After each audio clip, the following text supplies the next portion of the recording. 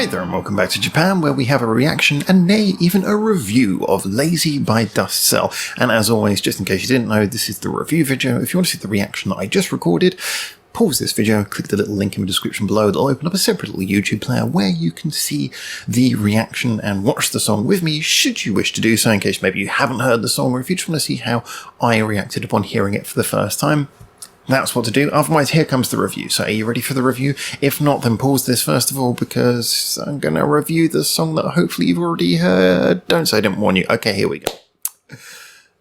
This is a really nice one. Now, it's, like I said, I've heard a little bit of, Dustcell prior to listening to this song, and the thing that really comes across to me, as I kind of tried to insinuate before I did the reaction there, was that it sounds like production heavy music. It's kind of got that sort of dancey, poppy, atmospheric feel. You know, it's not like sort of straight pop or straight dance. It's got a very atmospheric sort of electronic feel to it, but at the same time there seems to be something genuine. You can really sort of feel a musicality to it. A lot of this comes, I think, from the vocals, as well as, you know, little bits of musical touches that are in the backing. You know, you've got sort of see things like produced beats and everything, but it just feels a little bit more musical than a lot of other music of a similar genre perhaps would.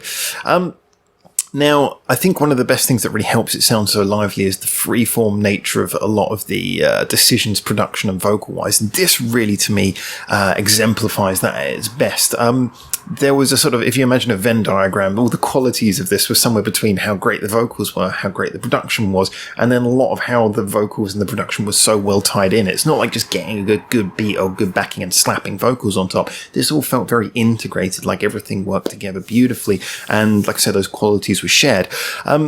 The idea that it's a song about being lazy, I think that came across more in the lyrics than it actually did in the song. The song felt actually, you know, okay, it felt calm, but it felt kind of energized. Like it, you know, it almost felt like a song that you would imagine is on your build up to getting ready to, you know, you've just come home from work on a Friday and you're just getting ready for that bit. I'm going to get myself ready. I'm going to go out. Okay, this is just something to build that energy back up. You know, it had that kind of feel to me.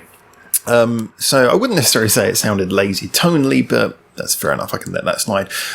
What was really nice, though, like I say, is there was an integration between the writing and the production. Now, obviously, in this type of music, we would never really look for something to be written in that traditional sort of way that we'd say, oh, wow, that's amazing. It's not going to have long, lengthy chord patterns and, you know, change of time signature and things like this. It's going to be fairly straight shooting. It's going to stick to a beat and it's going to move around a familiar chord pattern that will repeat. So it basically does all the things we expected there. It was the flourishes. Now, first of all, just as I am talking about writing, I will point out the vocal melody was really interesting, especially in the chorus. I love the fact that I often say this about choruses. You can have a chorus that just goes round and round and is really good and is really catchy, and sometimes that can really stand out, but most of the time it's very hard to do that and stand out. What I liked about this is that the vocal melody was nice and interesting for the best part, but when you got into the choruses, it just kind of went expressive. You know, there was bits where the melody was just sort of building up and running away, and rather than just looping around in a sort of sing-alongable manner, it felt almost like you were listening to the vocal expression really sort of carrying the mood.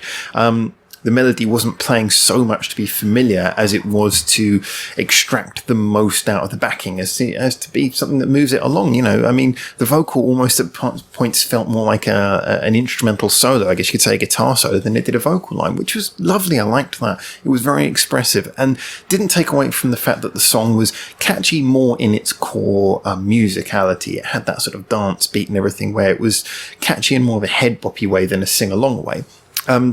So that worked for me. The room that the catchy beat had given to the vocal was taken advantage of, and that the vocal was allowed to be more freeform.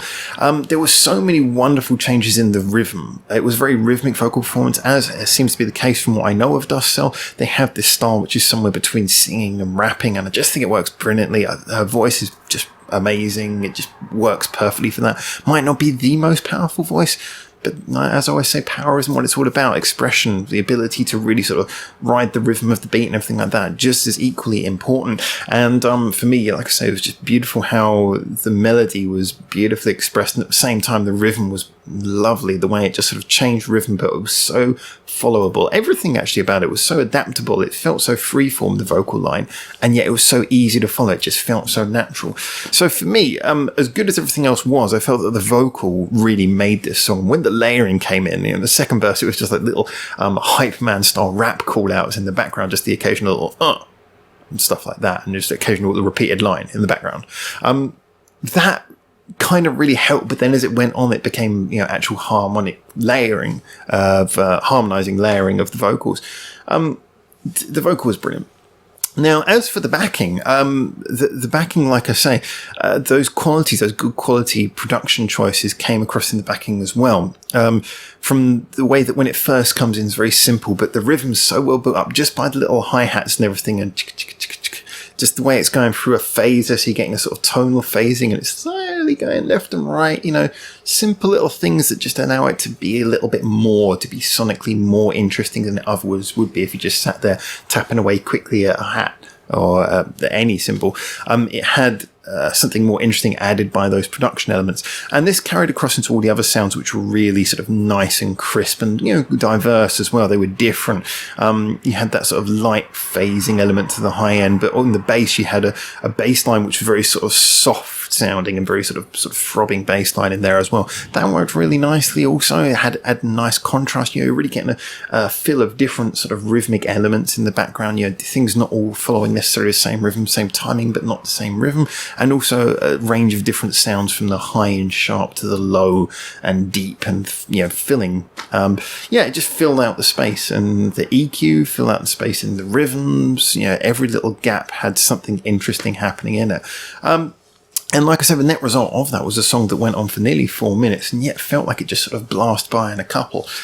It was, to me, the example of, I think there's so many examples of songs where they get a cool, catchy loop or something, and they take advantage of that, or maybe they just go around to the same chorus over the top of that, and it just sounds like they got something good, and then they just went, well, that's catchy, and didn't take any further advantage. This felt to me like an example of what you got when you got a core-based song with like a sort of central, not so much a loop, but a premise of something that's going round and round in the middle, and then you building it in all the most interesting ways, starting from a small beginning and building up, adding all the elements, the drums and the bass coming in several bars into the song, and then adding more to the vocals. When you think you got everything, then the vocal gets more interesting, more is expanded.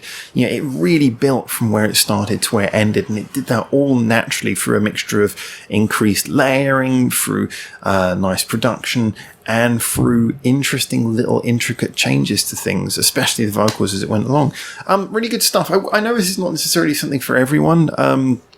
I also know this is sort of music that has an arguable, I think it's more the replay value. I don't think there's many people who would be offended or just say, oh, I don't like the sound of that. It's a relatively easy and accessible and nice, easy to like sound. The question is how many people would come back to this type of thing? And I think that really does depend on how much you like this style of music. If you're into that kind of more electronic, slightly poppy, slightly dancey style of music, then I think this is a sort of thing that would maybe reach out and grab people who are only just on the border of that. And I think it would maybe stand more re-listens than a lot of other music of a similar style. However, if you're just not kind of into this thing, I don't think you're ever gonna like it, but it's one of those ones. It's very much of a style, but I think it does that style very well. From what I've heard of Dustcell, only having heard a few songs, they seem not to go for vast variations. So most of what they do is fairly similar to this sort of thing. Songs have clear identity. They all sort of in this area. But as always, if you know more about the group, please get in the comments. Tell me what you think about this one as well. Even if you don't know about the group, actually tell me what you think. I want to hear all the comments. Justify what you think so we can have a good conversation about it as ever. But if you do know the group, maybe you can suggest some songs that really counter this so I can hear a very different side of them. Either way, it could be something more hyper or something more mellow, or something just totally different if you know it. Looking forward to hearing more of them potentially in the future, because like I say, heard a few songs, enjoy what I've heard so far. As always, feel free to like, subscribe, and all the YouTube-y stuff. All the social media stuff is in the descriptions below, where you can see all the links to various social medias. Feel free to like any of them. There's a lot of people following the channel talking about Japanese music regularly who you can join in with. And of course, massive thank you to the Patreon supporters. As always, you guys keep this all going. We're not monetized, so what you do does keep this channel alive. So anyway, For now, from Japan, thank you so much for tuning in. Thank you for making it through to the end of this video. And until I hopefully see you soon in Japan for the next one of these, for now, didn't do the clap sound. Ciao, ciao.